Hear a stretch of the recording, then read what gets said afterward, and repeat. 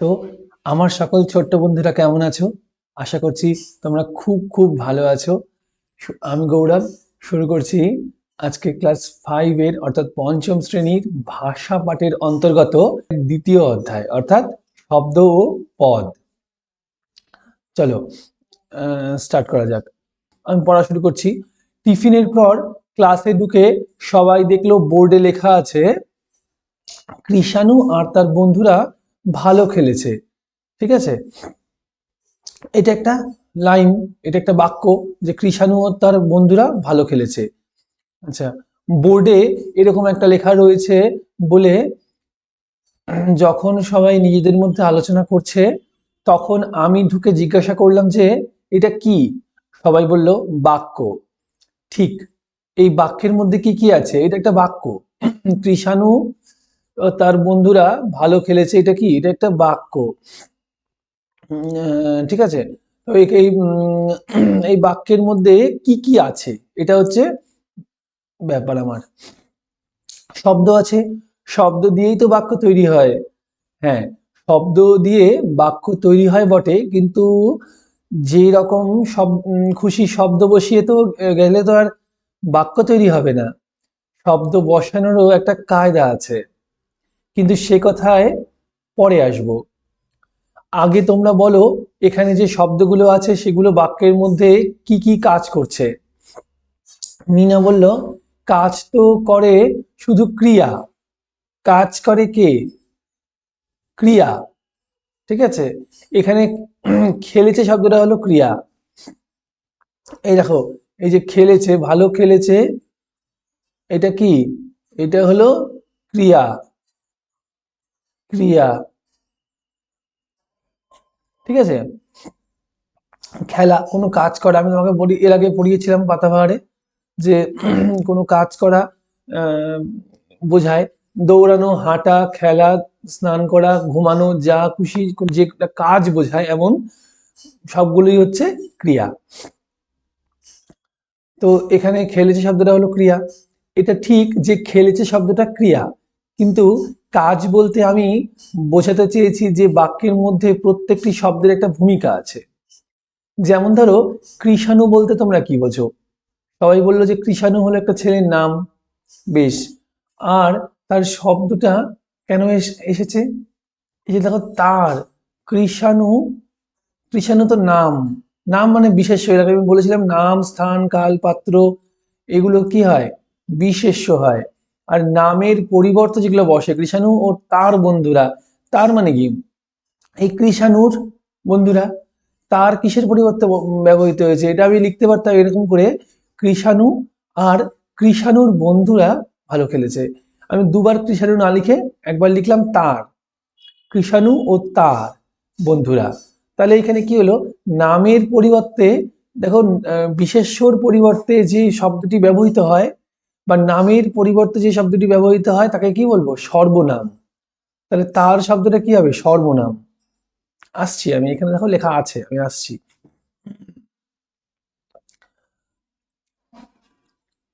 সবাই বলল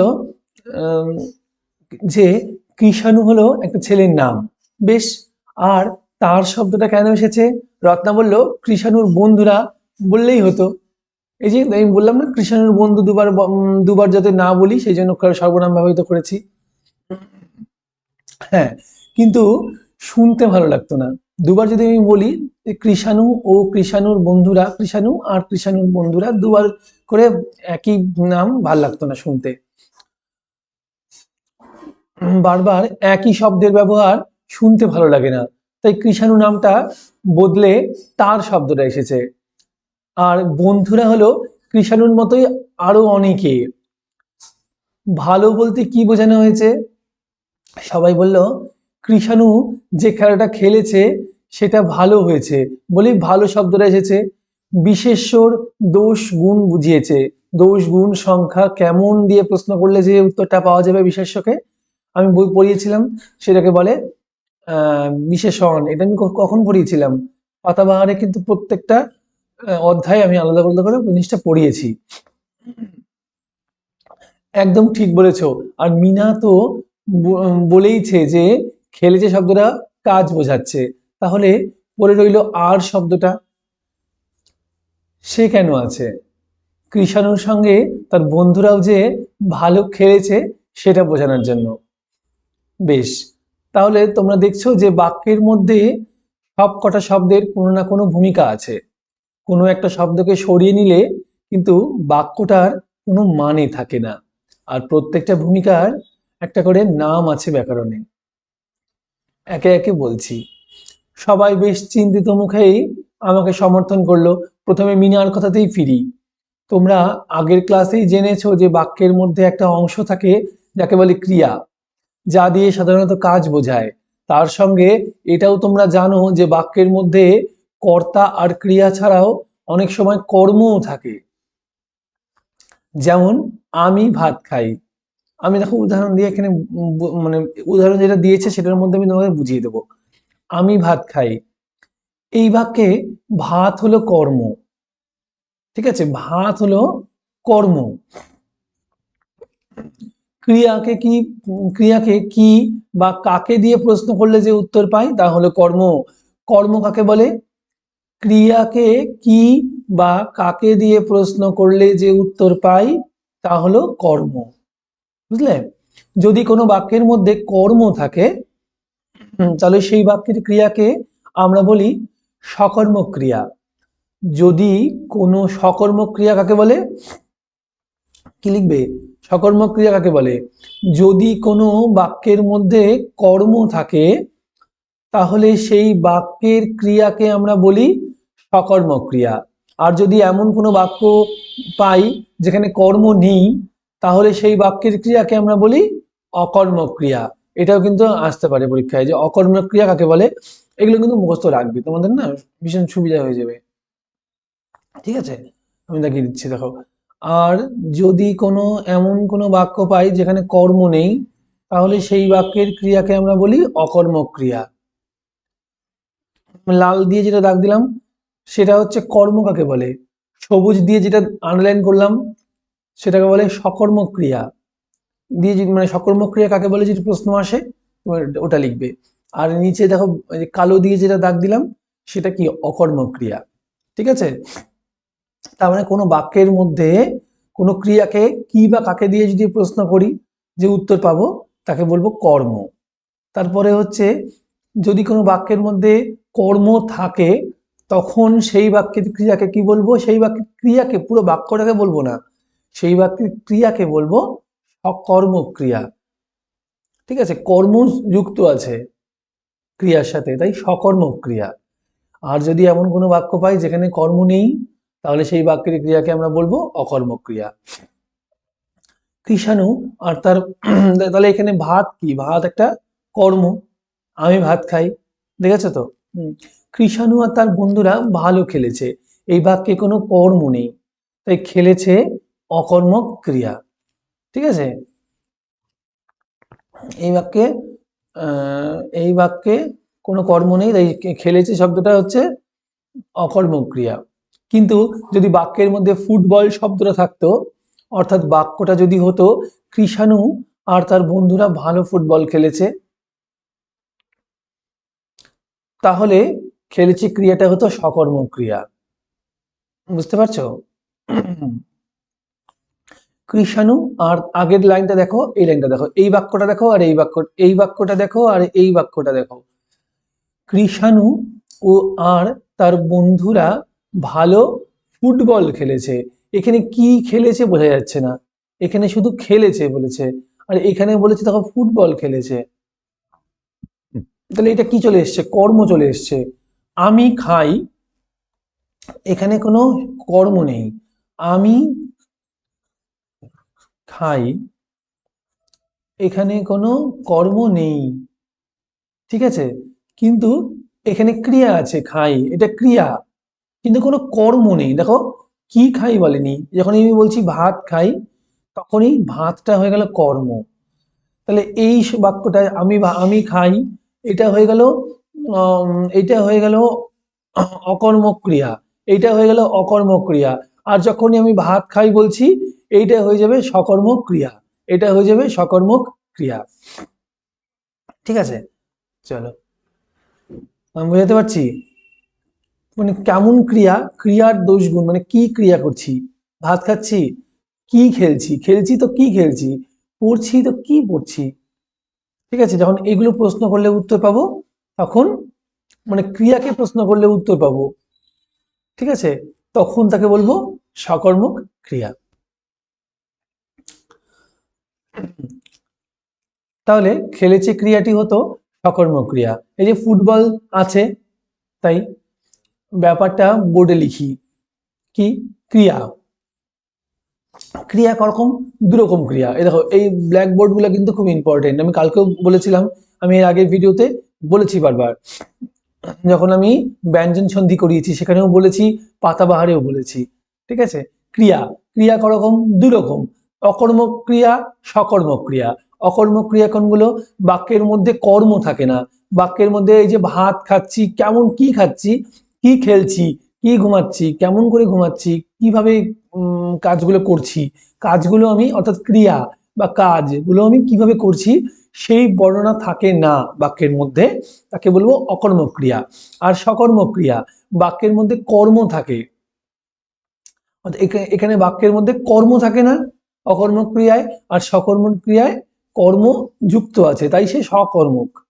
কর্ম নেই তাই অকর্মক। ঠিক আছে, ক্রিয়ার আবার আরেকভাবেও দেখা যায়, যেমন যদি বলি কৃষাণু বল নিয়ে, তাহলে তোমাদের কি মনে হচ্ছে? বিশ্বজিৎ বললো মনে হচ্ছে বাক্যটা যেন শেষ হলো না। কৃষাণু বল নিয়ে কি শেষ হলো না কিন্তু, এই যে এখানে আছে, এই যে দেখা যাচ্ছে বাক্যটা শেষ হলো না। বিশ্বজিৎ বললো মনে হলো বাক্যটা শেষ হলো না, আরো কিছু বলার আছে। কেন তোমার এরকম মনে হলো? আগের বাক্যে তো এমন মনে হয়নি। হ্যাঁ, মাঠে গেছে বললে বোঝা যায় যে বাক্যটা শেষ হয়েছে, কিন্তু এই যে মাঠে গেছে বললে মনে হয় বাক্যটা শেষ হয়েছে, কিন্তু গেছের বদলে নিয়ে, গেছের বদলে নিয়ে হয়েছে বলে মনে হচ্ছে যেন আরো কিছু আছে, বাক্যটা শেষ হয়নি। বাক্যটা কিন্তু পুরোপুরি শেষ হয়নি, এর মনেই হচ্ছে। দেখো, একদম ঠিক ধরেছ বিশ্বজিৎ। ক্রিয়ার মধ্যে এমন অনেক ক্রিয়াবাচক শব্দ আছে যা দিয়ে বোঝা যায় যে বাক্যটা শেষ হয়েছে।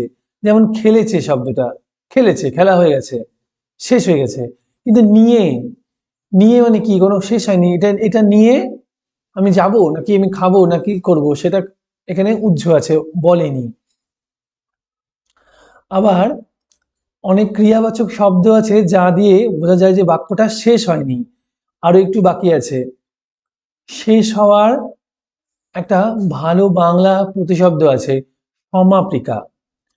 সমাপিকা মানে শেষ হওয়া, সমাপিকা মানে শেষ হওয়া, সমাপন মানে শেষ হওয়া, সেখান থেকে সমাপিকা এসছে, সমাপ্ত মানে শেষ হওয়া। ঠিক আছে, এগুলো শেষের প্রতিশব্দ, তাই একটা প্রতিশব্দ হচ্ছে সমাপিকা। তাই যে ক্রিয়াবাচক শব্দের মধ্যে, যে ক্রিয়াবাচক, যে ক্রিয়াবাচক শব্দের মাধ্যমে বোঝা যায় যে বাক্যটি শেষ হয়েছে, সেই বাক্যের ক্রিয়াকে বলে সমাপিকা ক্রিয়া। আর যদি বোঝা যায় যে বাক্যটি শেষ হয়নি, তাহলে সেই ক্রিয়ার নাম কি হবে? তাহলে উল্টোটা, অর্থাৎ অসমাপিকা ক্রিয়া। ঠিক আছে, এই যে সবাই বললো অসমাপিকা ক্রিয়া, একদম ঠিক। তাহলে সমাপিকা ক্রিয়া কাকে বলে? কি লিখবে? যেটা আমি দাগ দিলাম লাল দিয়ে, সেটাই উত্তর। যে ক্রিয়াবাচক শব্দের মাধ্যমে বোঝা যায় যে বাক্যটি শেষ হয়েছে, সেই বাক্যের ক্রিয়াকে বলবো সমাপিকা ক্রিয়া। আর যদি বোঝা যায় যে বাক্যটি শেষ হয়নি, তাহলে সেই ক্রিয়ার নাম হবে অসমাপিকা ক্রিয়া। এটাও বোর্ডে লিখে নিলাম, বোর্ডগুলো ভালো করে দেখবে তো। এই দেখো ক্রিয়া, ক্রিয়া করকম, সমাপিকা ক্রিয়া, অসমাপিকা ক্রিয়া। ক্রিয়া কিন্তু দু রকমের, সমাপিকা ক্রিয়া, অসমাপিকা ক্রিয়া। এই যে সমাপিকা ক্রিয়া, অসমাপিকা ক্রিয়া। এবারে আসি নাম প্রসঙ্গে, বাক্যের মধ্যে নাম কোথায় আছে? সবাই সমস্যারে বললো কৃষাণু। কৃষাণু আর তার বন্ধুরা খেলছে। তাহলে কৃষাণুটা হচ্ছে নাম, তাহলে আমি কি বলেছিলাম, নাম, স্থান, কাল, পাত্র কি এগুলো বিশেষ্য। বেশ, ব্যাকরণের ভাষায় একে বলে বিশেষ্য। দেখেছো, কৃষাণু হচ্ছে বিশেষ্য। ব্যক্তির নাম বা বইয়ের নাম বা জায়গার নাম অর্থাৎ নির্দিষ্ট কোনো নাম বোঝালে আমরা তাকে সংজ্ঞাবাচক বিশেষ্য বলবো। সংজ্ঞাবাচক বিশেষ্য কাকে বলে? পরীক্ষায় আসবে, কি লিখবে? ব্যক্তির নাম বা বইয়ের নাম বা জায়গার নাম অর্থাৎ নির্দিষ্ট কোনো নাম বোঝালে আমরা তাকে সংজ্ঞাবাচক বিশেষ্য বলবো। ঠিক আছে, কিন্তু নাম তো সবকিছুরই হয়। তেমন এই যে বন্ধু শব্দটা, এই শব্দকে কি তোমরা নাম বলবে? সবার মুখ চাওয়াচাওয়ি দেখে মনে হলো আমার কথা ঠিক ওদের মনে ধরছে না। আমি বললাম, দেখো এই যে তোমার এখানে এতজন আছো, তোমরা কি একে অপরের মা, বাবা, ভাই, বোন, দাদা বা দিদি? সবাই বলল, আমরা এসব কিছুই নয়, আমরা হলাম বন্ধু। তার মানে তোমাদের মধ্যে এক এক সঙ্গে অপরের যে সম্পর্ক তার নাম বন্ধু। ওদের মধ্যে ক্লাসে যারা পড়ছো একসঙ্গে, তাদের মধ্যে সম্পর্কটা কি? বন্ধুর সম্পর্ক। তারা কি তোমার ভাই হয়, বোন হয়? কিছুই নয়, বন্ধুর সম্পর্ক। তার মানে বন্ধু নামেও একটা সম্পর্ক আছে। মা বাবা ভাই বোন যেমন আছে, তেমন বন্ধু নামেও একটা সম্পর্ক আছে। তেমনি মা বাবা ভাই বোন শিক্ষক শিক্ষিকা সবাই হলো বিভিন্ন বিষয়ের নাম, তাই এগুলোও বিশেষ্য। ঠিক আছে, এগুলো কিন্তু বিশেষ্য। এই যে মা বাবা ভাই বোন শিক্ষক শিক্ষিকা সবাই বিভিন্ন বিষয়ের নাম, তাই এগুলো হলো বিশেষ্য। বন্ধু যেমন, তেমনি বাহিনী, ফৌজ, দল, জনতা এরকম শব্দগুলো কোনো ব্যক্তি বা বস্তুকে না বুঝিয়ে এক গোষ্ঠী বা দলকে বোঝায়। এটা একটা দলকে বোঝায়, পার্টিকুলার কোনো একটা মানুষকে বোঝায় না। যেমন বন্ধু বললে কোনো কারোর নাম নয়, কিন্তু এটার বিশেষ্য।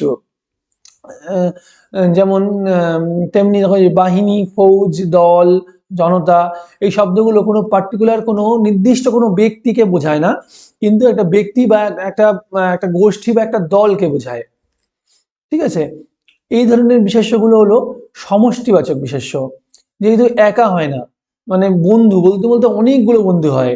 একটা বাহিনী মানে বাহিনী আসছে মানে একা আসছে না, একটা বাহিনী ধরে আসছে মানে ধরে নিচ্ছি অনেক লোক আসছে।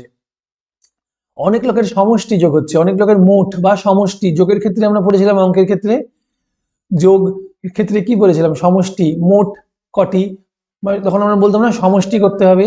সমষ্টি মানে যোগ করা। তো এই ধরনের বিশেষ্যগুলোকে বলবো সমষ্টিবাচক বিশেষ্য। বুঝলেন? সমষ্টিবাচক বিশেষ্য কাকে বলে? উত্তর লিখবে বন্ধু, বাহিনী, ফৌজ, দল। এই যে আমি দাগ দিয়ে দিচ্ছি, দেখো বন্ধু, ফৌজ, দল, জনতা এই শব্দগুলিও কোনো ব্যক্তি বা বস্তুকে না বুঝিয়ে এক গোষ্ঠী বা দলকে বোঝায়। এই ধরনের বিশেষ্যগুলো হলো সমষ্টিবাচক বিশেষ্য। কৌশিক বলল, আমার একটা প্রশ্ন আছে। আপনি তো বললেন যে কোনো কিছুর নাম হলো বিশেষ্য, কাজেরও তো নাম হয়, তাহলে তা ক্রিয়া হবে না বিশেষ্য? খুব ভালো প্রশ্ন করেছে দেখো কৌশিক। কাজের যে নাম তা নিশ্চয়ই বিশেষ্য হবে। কাজের কোনো নাম, সেটা তো বিশেষ্য। আর সেই বিশেষ্যর নাম হবে ক্রিয়াবাচক বিশেষ্য। ঠিক আছে, চলো দেখছি কেমন হয়। ক্রিয়াবাচক বিশেষ্য কাকে বলে? কাজের যে নাম তা নিশ্চয়ই বিশেষ্য হবে, আর সেই বিশেষ্যের নাম হবে ক্রিয়াবাচক বিশেষ্য। যেমন ধরো, ভ্রমণ হলো পড়াশোনার অঙ্গ। ভ্রমণ, এখানে ভ্রমণ করাচ্ছে না, কিন্তু ভ্রমণ একটা নামে বলছে, মানে ভ্রমণ কাজ করছে না কোনো, এখানে ভ্রমণ করতে যায়নি কেউ। ভ্রমণ করতে গেছে এখানে? না, কাজ করছে না, পায়ে হাঁটাহাঁটি নেই, বসে আছে, বসে বসে বলছে যে ভ্রমণ হলো পড়াশোনার অঙ্গ, এটা পড়ছে। তাহলে এখানে তো ভ্রমণ কোনো কাজ নয়, তাই না? এখানে কোনো ক্রিয়া হচ্ছে না। ভ্রমণ তো একটা কাজের নাম, তাই এ বাক্যে ভ্রমণকে আমরা ক্রিয়াবাচক বিশেষ্য বলবো। ভ্রমণ একটা কাজের নাম, অথচ এখানে নাম বোঝাচ্ছে, মানে কাজের একটা নাম, কাজ করা বোঝাচ্ছে না কিন্তু, তাই ক্রিয়া নয়। ভ্রমণ করতে, সে ভ্রমণ করতে গেল, তখন ভ্রমণ হচ্ছে ক্রিয়া, যে ভ্রমণ করছে, কাজ করছে। এখানে কাজ হচ্ছে না, এখানে বলছে ভ্রমণ জিনিসটা হলো পড়াশোনার অঙ্গ, তাই এটা একটা বিশেষ্য। ঘুরতে যাওয়ার নাম হচ্ছে ভ্রমণ, নাম এখানে ঘুরতে যাওয়ার নাম, ঠিক আছে। তো সেই বিশেষ্যটা কেমন বিশেষ্য? ক্রিয়াবাচক বিশেষ্য। অনেকটা ক্রিয়া, ক্রিয়া একটা ক্রিয়ার নাম, তাই ক্রিয়াবাচক বিশেষ্য। ক্রিকেট হলো আমাদের, কথার কথা বলছি আমি, ধরো ফুটবল হলো আমাদের জাতীয় খেলা, বা এরকম টাইপের যদি কোনো লাইন আমরা লিখি, ফুটবল জাতীয় খেলা নয়, আমি বলছি কথার কথা। ক্রিকেট হলো আমার পছন্দের খেলা, তাহলে এখানে ক্রিকেট কি? ক্রিকেট এখানে খেলছি, আমি ক্রিকেট খেলছি কি না, কিন্তু তাহলে ক্রিকেট একটা খেলার নাম, তাহলে নাম যখন বোঝাচ্ছে তখন সেটা বিশেষ্য হয়ে যাচ্ছে। কেমন বিশেষ্য? খেলার নাম বা কাজের নাম, ক্রিয়াবাচক বিশেষ্য, ঠিক আছে। আর ক্রিয়া হলো শব্দটা, এই যে ক্রিয়া হলো শব্দটা, বেশ এরকম দু তিনটি বাক্য লিখে দিচ্ছি। তোমার রান্নার কোনো তুলনা নেই, দেখো এখানে রান্না করছে না কেউ, এখানে রান্না করা, যে রান্নার নামটাকে বলছে, যে রান্না জিনিসটা কোনো তুলনা নেই, তাই এটা কি হবে? ক্রিয়াবাচক বিশেষ্য। খেলা অনেকক্ষণ শেষ হয়ে গেছে, খেলা শেষ হয়ে গেছে কিন্তু খেলছে না কেউ, খেলছে বলেছে বা খেলেছে না, খেলা শেষ হয়ে গেছে, খেলা যে জিনিসটা সেই জিনিসটা শেষ হয়ে গেছে, তাহলে এখানে নাম বোঝাচ্ছে। তাই কিন্তু কিসের নাম? ক্রিয়ার নাম, কাজের নাম, তাই ক্রিয়াবাচক বিশেষ্য। গ্রহণ ও বর্জন করে একটা চূড়ান্ত লিস্ট বানাও। এখানে গ্রহণ করছে না কেউ, বর্জন করছে না, করতে বলছে, গ্রহণ করে একটা বর্জন চূড়ান্ত লিস্ট বানাও। গ্রহণ ও বর্জন করলাম, তাহলে হলো কাজ করলো, এখানে কাজ করেনি কেউ, দেখো গ্রহণ আর বর্জন একটা পদ্ধতির নাম, কাজের নাম, তাই ক্রিয়াবাচক বিশেষ্য। এছাড়াও গুণবাচক বা ভাববাচক এবং শ্রেণীবাচক শব্দ কোনো না কোনো গুণ বা ভাব বা ও শ্রেণীর নাম বোঝায়, তাই সেগুলোও বিশেষ্য। তাহলে কি কৃষাণু আর তার বন্ধুরা ভালো খেলেছে, এ বাক্যে ভালো শব্দটাও বিশেষ্য? তোমার প্রশ্নের জবাব দেওয়ার আগে আমি বোর্ডে আরেকটা জিনিস দেখাই। বিশেষ্য বদলে সর্বনাম ব্যবহৃত করি আমরা। কৃষাণু ও তার বন্ধুরা, এই যে দুবার কৃষাণু না লিখলাম না, কৃষাণু আর কৃষাণুর বন্ধুরা না লিখে তার লিখলাম, তাহলে ওই তারটা হয়ে গেল সর্বনাম। বিশেষ্যর পরিবর্তে আমরা কি লিখি? বিশেষ্যর পরিবর্তে আমরা সর্বনাম ব্যবহার করি, ঠিক আছে। আর বিশেষ্য আর এখানে ও ক্রিয়া দিয়ে বিশেষণ লিখি আমরা। কেমন বিশেষ্য? বিশেষ্য যদি দোষ গুণ হয়, ভালো খেলছে, কেমন খেলছে কৃষাণু তার বন্ধুরা ভালো খেলেছে, তখন এই কেমন খেলেছে, ভালো খেলেছে, ঠিক আছে। তো ক্রিয়ার যদি আমি কেমন করে প্রশ্ন করলে উত্তর পাই, তখন বলবো বিশেষণ। সবাই দেখলো কিন্তু মনে হলো ব্যাপারটা ঠিক বোধগম্য হলো না ওদের। আমি বললাম যে বিশেষ্যর সঙ্গে সর্বনামের যেমন একটা সম্পর্ক আছে, তেমন বিশেষ্য ও ক্রিয়ার সঙ্গে বিশেষণের একটা যোগ আছে। নিচের কথোপকথনটা খেয়াল করো। তাপস, অনির্বাণ, অনির্বাণের যে আজ আসার কথা ছিল কি হলো?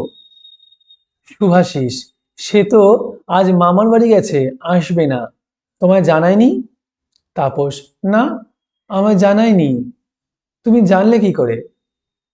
নিচের দাগ দেওয়া শব্দগুলো দেখো, ওখানে কি নাম বসানো যায়? এই দেখো সে, এই দেখো সে, দেখেছো? সের জায়গায়, অনির্বাণের জায়গায় সে বসিয়েছে। সে তো আজ মামা বাড়ি গেছে, অনির্বাণ কোথায় গেছে? সে তো আজ মামা বাড়ি গেছে। আমি লিখতে পারতাম অনির্বাণ আজ মামা বাড়ি গেছে, কিন্তু দুবার অনির্বাণ না লিখে আমি লিখলাম সে তো আজ মামা বাড়ি গেছে, সে লিখলাম। তাই নামের বিশেষ্যর পরিবর্তে যে শব্দটি বসলো তাকে বললো সর্বনাম। না, আমায় জানায়নি, আমার নাম বলতে পারতো, যে তাপসকে জানায়নি, আমার নাম কি? যে তাপস, এই যে তাপস বলে দিয়েছে নাম, তাহলে এখানে বলা যেত যে না, তাপসকে জানায়নি, আমায় জানায়নি। নামের তাপসের পরিবর্তে বসালাম আমায়, তাহলে আমায়টা কি হয়ে যাবে? সর্বনাম। তুমি, তুমি বলতে আমি বলতাম শুভাশিস, জানলে কি করে? তা না লিখে আমি লিখলাম তুমি জানলে কি করে, তাহলে কি হবে? সর্বনাম বসলো এটা। নিচে দাগ দেওয়া শব্দগুলো দেখো এবং ওখানে কি নাম বসানো যায়? সারা ক্লাস বললো যায়, কেমন হবে তাহলে লিখে দেখাও। এই দেখো, যদি আমি লিখি তাহলে কেমন আসবে, এটা কিন্তু পড়বে, হ্যাঁ এটা ঠিক আছে।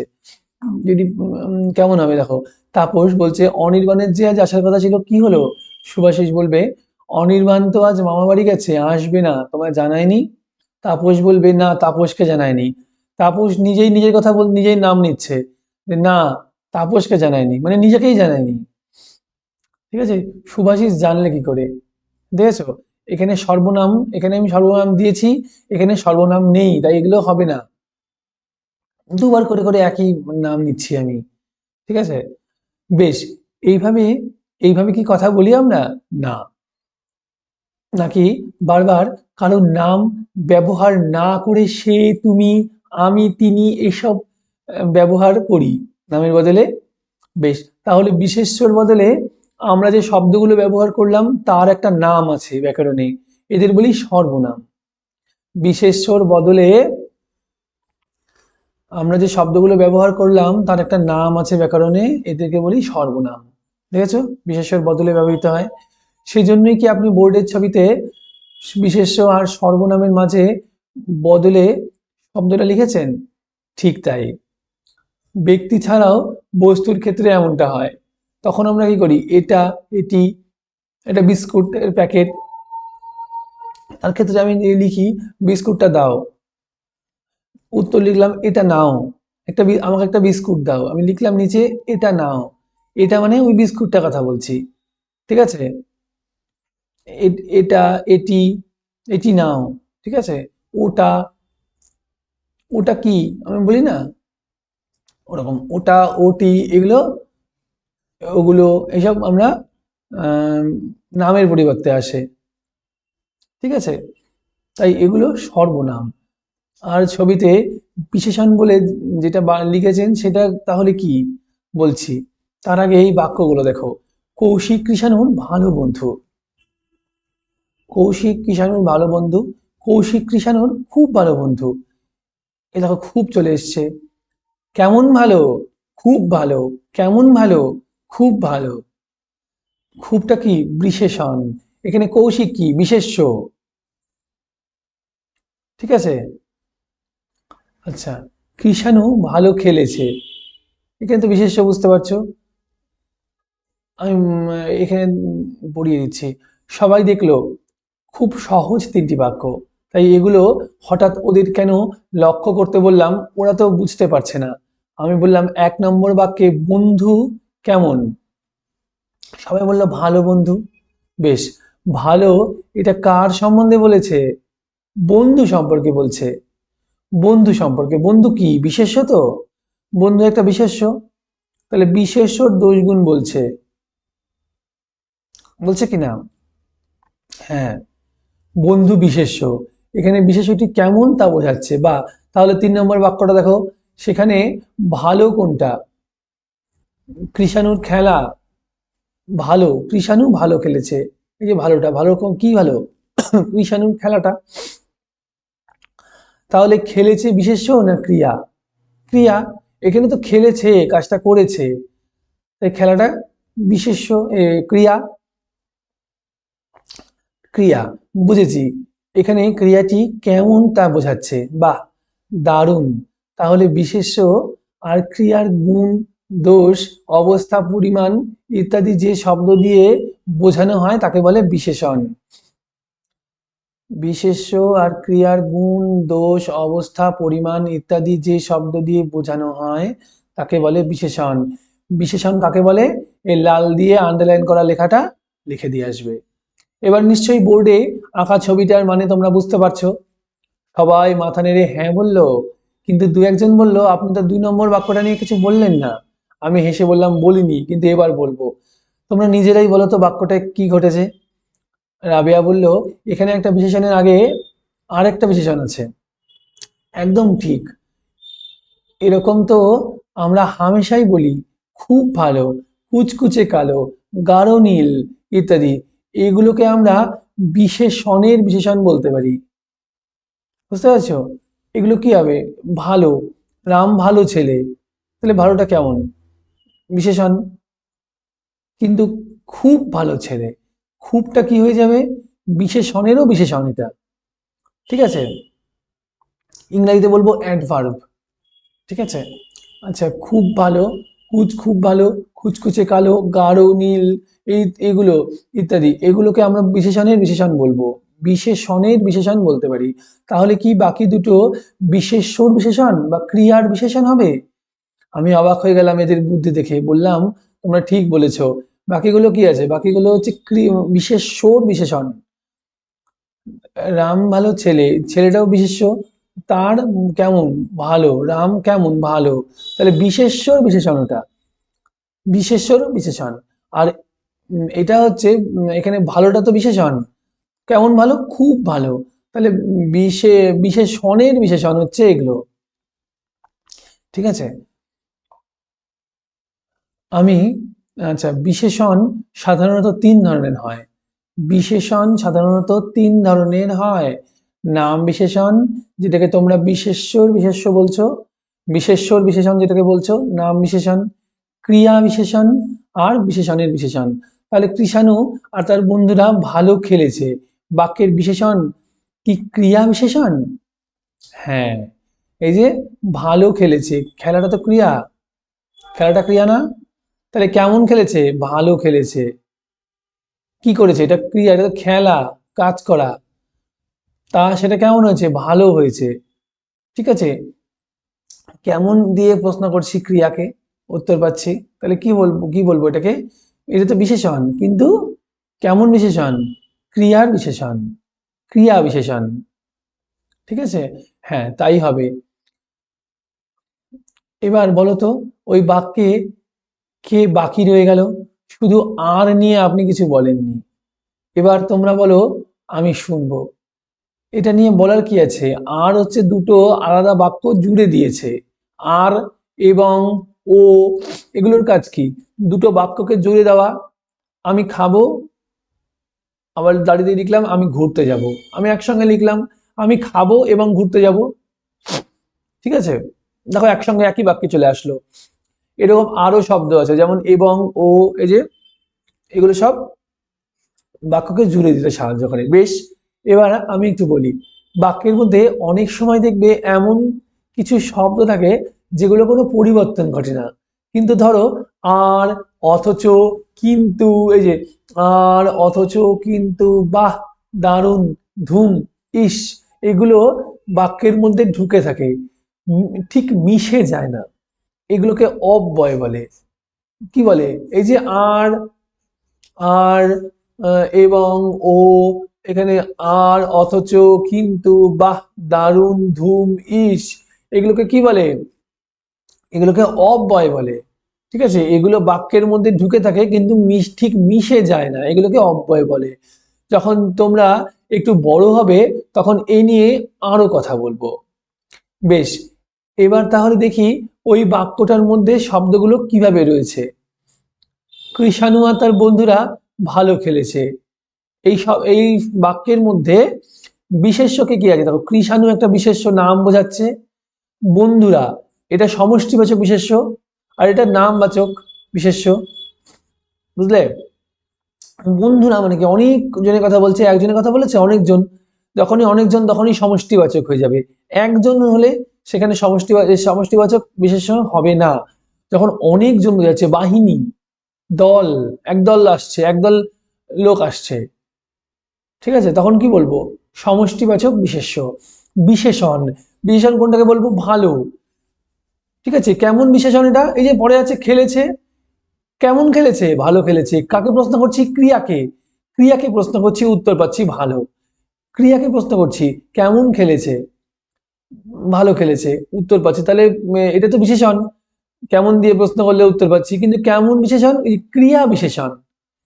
ঠিক আছে, সর্বনাম, তার, তার শব্দটা কি হবে? তার শব্দটা হবে বিশেষণ, কৃষাণুর পরিবর্তে তার ব্যবহার করছি, তার তার হবে সর্বনাম। এবার আসি আর, এই যে আরটা বললাম অব্যয়, যে দুটো বাক্যকে জুড়ে দেয়, তার যাকে কি বলবো? আর এবং ও, এই যে বলেছে অথচ, কিন্তু, বাহ, দারুণ, ধুম, ইস, এগুলো সব অব্যয়। আর এই যে খেলেছে, খেলেছেটা কি? কাজ করা বোঝাচ্ছে, তাই ক্রিয়া, খেলেছে। বাংলায় তাহলে কি 5 রকমের শব্দ আছে? রাবিয়া, এই প্রশ্নে আমি একটু থমকে গেলাম। দাঁড়াও আমি একটা জিনিস দেখাই। শীত শেষ সুন্দরবন গাছ ফুল ধরো, ঠিক আছে, এটা কোনো মানে হলো না। এখানে লিখবো শীতের শেষে সুন্দরবনের গাছে ফুল ধরবে। দেখেছো, এটার মানে চলে এসছে। শীত এর শেষ যোগ এ, সুন্দরবন যোগ এর, গাছে গাছ যোগ এর, ফুল ফুল যোগ অ, ধরবে ধর যোগ বে। এবার তোমরা বলো 1 নম্বরকে কে কি তোমরা বাক্য বলবে। এই যে 1 নম্বর বাক্য আছে, এই যে 1 নম্বর বাক্য, এটাকে তোমরা কে কি বাক্য বলবে? না, বাক্য বলবো না। এটাকে কি তোমরা বাক্য বলবে? না, বলবো না। কারণ শব্দগুলোর অর্থ থাকলেও সব মানে মিলিয়ে মানে দাঁড়াচ্ছে না। কেন? সব শব্দই তো আছে, তাহলে মানে দাঁড়াচ্ছে না কেন? সবাই নানা রকম বলার চেষ্টা করলো। বেশ, আমি বলছি 2 নম্বর বাক্যতে শব্দের সঙ্গে এমন কিছু টুকরো যোগ করা হয়েছে, তাতেই মানেটা ফুটে উঠেছে, তাই না? তাহলে দেখো, শব্দ সাজালেই কিন্তু বাক্য হয় না, বাক্যকে তৈরি করে নিতে হয়। যখন শব্দ বাক্যে ব্যবহারের জন্য তৈরি হয়, তখন সেগুলো শব্দ না বলে আমরা বলবো পদ। যখন শব্দ বাক্যে ব্যবহারের জন্য তৈরি হয়, তখন সেইগুলোকে শব্দ না বলে আমরা বলবো পদ। এমনি যদি আমি শব্দগুলো বসাই, ওই যে 1 নম্বর বাক্যের মতো, শীত শেষ সুন্দরবন গাছ ফুল ধর, এগুলি মানে এটাকে আমি ডিরেক্টলি শব্দগুলো বসিয়ে দিলাম, কোনো মানে দাঁড়ালো না। কিন্তু আমি যদি শব্দগুলোকে একটা বাক্যের মধ্যে বাক্যটার মানে ফুটানোর জন্য শব্দগুলোকে একটু চেঞ্জ করে করে, এই শব্দ শীতের সঙ্গে শীত যোগ এর বসিয়েছে, দেখো নীল দিয়ে লেখা আছে বক্সের মধ্যে, এর যোগ করেছে, শেষের সঙ্গে এ যোগ করেছে, সুন্দরবনের সঙ্গে এর যোগ করেছে, এগুলো করে করে যখন আমরা লিখছি এই শব্দগুলো, তখন সেটা বাক্যটা মানে ফুটে উঠছে। তখন এই শব্দগুলোকে আমি শব্দ না বলে কি বলবো? পদ বলবো। ঠিক আছে, শব্দ বললে এই নর্মালটা লিখবো, শব্দ শুধু শব্দ দিলে এগুলো শব্দ, সব এগুলো এক একটা শব্দ, কিন্তু এগুলো কিন্তু শব্দ না, এগুলো এগুলো এক একটা পদ। শীতের একটা পদ, শেষে একটা পদ, সুন্দরবনের একটা পদ, গাছে একটা পদ, ফুল একটা পদ, ধরবে একটা পদ। আর সেই পদগুলো হলো 5 রকম, 5 রকমের পদ আছে, ঠিক আছে। সেই পদগুলো হলো 5 রকম। কি কি? বিশেষ্য, বিশেষণ, সর্বনাম, অব্যয়, ক্রিয়া। এই 5 রকমের পদ যে কোনো একটি বাক্যে দেখতে পাওয়া যায়, বা বাংলা ব্যাকরণে এই 5 রকমের পদ আছে। তোমরা আপাতত এটুকু জানলেই হবে হাতে কলমে। নিচের বাক্যগুলির মধ্যে কোনটি কোন পদ চিহ্নিত করো। দেখো 1-এর 1, দেখেছ? এই যে 1-এর 1 কি বলেছে? রবীন্দ্রনাথ ঠাকুর গীতাঞ্জলি লিখেছেন। ঠিক আছে, এখানে রবীন্দ্রনাথ ঠাকুর কি হবে বলো? নাম বা সংজ্ঞাবাচক বিশেষ্য পদ। রবীন্দ্রনাথ ঠাকুর কি হবে এখানে? রবীন্দ্রনাথ ঠাকুর হবে নাম বা সংজ্ঞাবাচক বিশেষ্য পদ। গীতাঞ্জলি কি হবে? দেখো, গীতাঞ্জলিও এখন নাম বোঝাচ্ছে কোনো কিছুর, তাহলে সংজ্ঞাবাচক বিশেষ্য পদ। লিখেছেন, লেখা, লেখাটা কি? কাজ করা। লিখেছে তো, কাজটা করেছে। এখানে লেখার কথা বলেনি যে লেখা একটি ভালো জিনিস, হাতের লেখা খুব ভালো কথা, তা বলেনি। এখানে লিখেছে নিজে হাতে, তাহলে সে পরিশ্রম করেছে, কাজটা করেছে। তাহলে লেখাটা এখানে কি? ক্রিয়া, ক্রিয়াপদ। ঠিক আছে, রবীন্দ্রনাথ ঠাকুর সংজ্ঞাবাচক বিশেষ্য পদ, গীতাঞ্জলি সংজ্ঞাবাচক বিশেষ্য পদ, লিখেছেনটা ক্রিয়া। 1-এর 2, তিনি আমাকে তার গল্পের বইগুলি দিলেন। এখানে দেখো তিনি দিয়েছে, নামের পরিবর্তে তিনি বসিয়েছে, তাহলে কি হবে? সর্বনাম পদ তিনিটা। আমাকে, আমাকেটাও সর্বনাম পদ। ঠিক আছে, তারপরে কি? গল্প, তিনি আমাকে তারটাও সর্বনাম পদ। গল্পের কি হবে? বিশেষ্য পদ, গল্প, একটা জিনিসের নাম। গল্পের বই দিলেন, গল্পের বইও হচ্ছে বিশেষ্য পদ। দিলেন, দেওয়াটা কি? কাজ করা, তাই এটা ক্রিয়া। 1-এর 3, আমি চিঠিটা লিখে বাড়ি যাব। আমি হচ্ছে সর্বনাম পদ, আমার নাম লিখলাম না, আমার গৌরব নাম না লিখে আমি লিখলাম আমি। ঠিক আছে, তাহলে কি হলো? এটা একটা সর্বনাম পদ।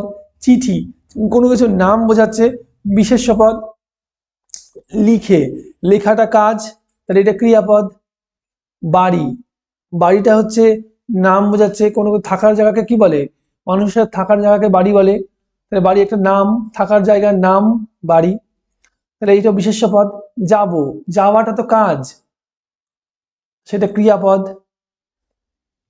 1-4 ঘুম ভেঙেছে, এখানে কি লিখবো, ঘুমটা কি বলো, ঘুমটা হচ্ছে, ঘুম একটা স্বাস্থ্যের পক্ষে ভালো কাজ, এখানে ঘুমটা কিন্তু কাজ, মানে ঘুমটা কিন্তু এখানে নাম বোঝাচ্ছে যে ঘুম কেমন, মানে ঘুম একটা ভালো জিনিস, ঘুম একটা ভালো অভ্যাস, এখানে এই অভ্যাসটা করতে বলেনি, ঘুমাচ্ছে বলেনি, ঘুমের কথা বলেছে যে ঘুম একটা ভালো জিনিস, ঘুম নামক যে জিনিসটা আছে সেটা খুব ভালো জিনিস, তাহলে ঘুম এখানে বিশেষ্য পদ। ভেঙেছে, ভাঙাটা ক্রিয়াপদ, ঘুম ভাঙা, ভেঙে গেছে, ক্রিয়াপদ।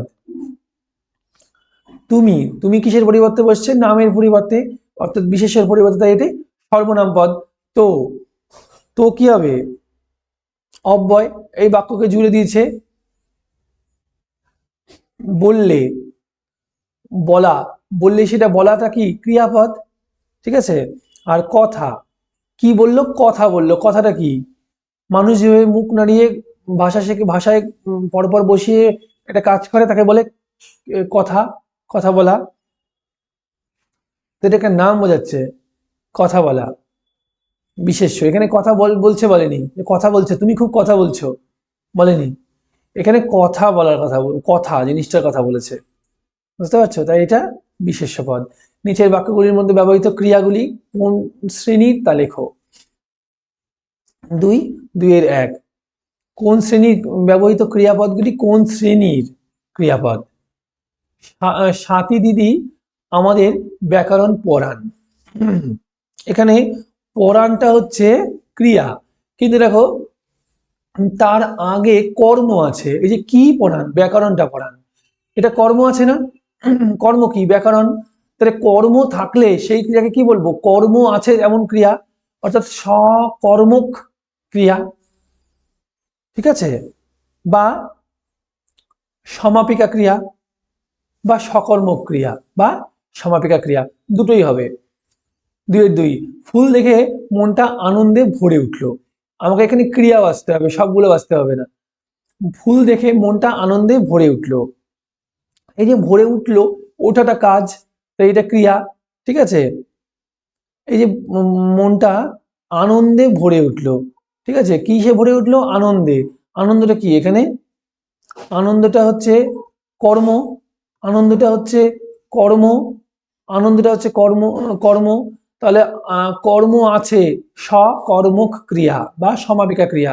2-3 দার্জিলিং থেকে রাবেয়া মিনাকে চিঠি লিখেছে, এখানে কি লেখাটা কাজ, ঠিক আছে, কিন্তু কাজটা সম্পূর্ণ হয়েছে, শেষ হয়েছে, সমাপন হয়েছে, ঠিক আছে, প্লাস কর্ম আছে, দেখবে আমি তোমাকে দেখাচ্ছি, এই দেখো চিঠি লিখেছে, কি লিখেছে, চিঠি লিখেছে, তো সম্পূর্ণ বাক্য সম্পূর্ণ মনের ভাব এখানে প্রকাশ পাচ্ছে, কিছু বাকি নেই এখানে, তাই এটা সকর্মক ক্রিয়া। আবার যেহেতু বাক্যটা সমাপ্তও হচ্ছে, শুনে মনে হচ্ছে সমাপ্ত হয়েছে, তাই সমাপিকা ক্রিয়াও বলতে পারি।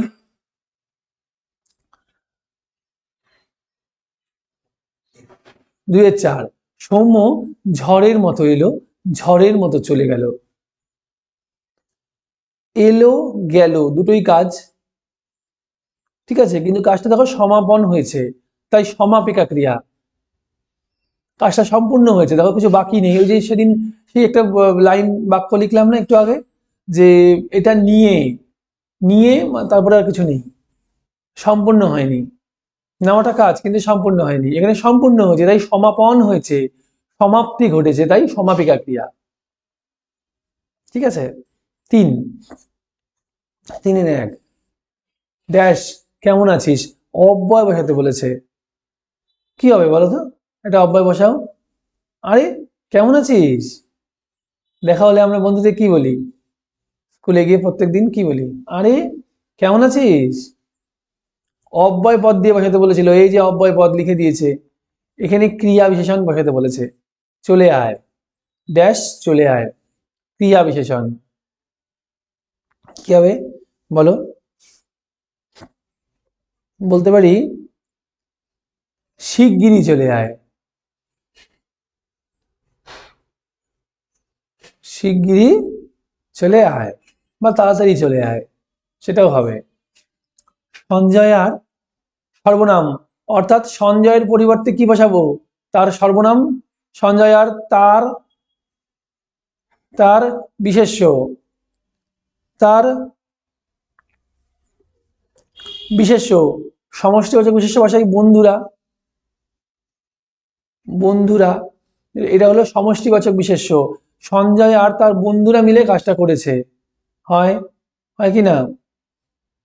আমি আমি আমি অন্যরকম ভাবে সমষ্টিবাচক বিশেষ্য না দিয়ে অন্য বিশেষ্য দিয়ে তোমাদের দেখাচ্ছি। আমি এটাও হবে, কিন্তু এটা পুরো কারেক্ট আছে। সঞ্জয় আর তার বন্ধুরা মিলে কাজটা করেছে, বিশেষ্য সমষ্টিবাচক বিশেষ্য বসালাম। আমি যদি অন্য বিশেষ্য বসাই, যেগুলো একা, মানে সমষ্টি নয়, অনেক জনের সমষ্টি নয়, কি হতে পারে? সঞ্জয় আর তার ভাই মিলে কাজটা করেছে, বুঝেছ? এখানে একজন, এখানে সমষ্টিবাচক বিশেষ্য না। 3-4, আমি ড্যাশ, এখানে অব্যয় দিয়ে ভরতে বলেছে শূন্যস্থানটা। আমি ড্যাশ বললাম, ড্যাশ কি হবে কে জানে, ঠিক আছে? আমি লিখলাম সাবাস। এগুলো তুমি না বসিয়ে বসিয়ে দেখবে কোনটা শুনতে সুন্দর লাগছে সেটা বসিয়ে দেবে।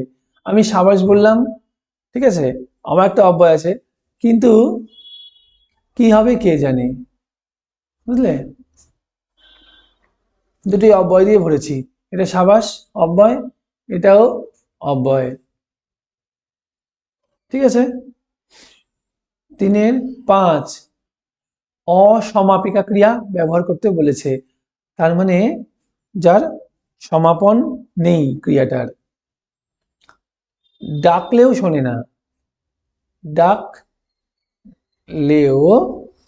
শোনে না, এটা দেখো ক্রিয়াটা কেমন ক্রিয়া, যে এটা কোনো শেষ ঘটেনি কাজটার, ডাকলেও সে শোনে না, মানে ডেকেই যাচ্ছে, কোনো শেষ নেই এটার, কিন্তু শেষ হয়নি এই বাক্যে, ঠিক আছে, তাই এটি অসমাপিকা ক্রিয়া, ঠিক আছে।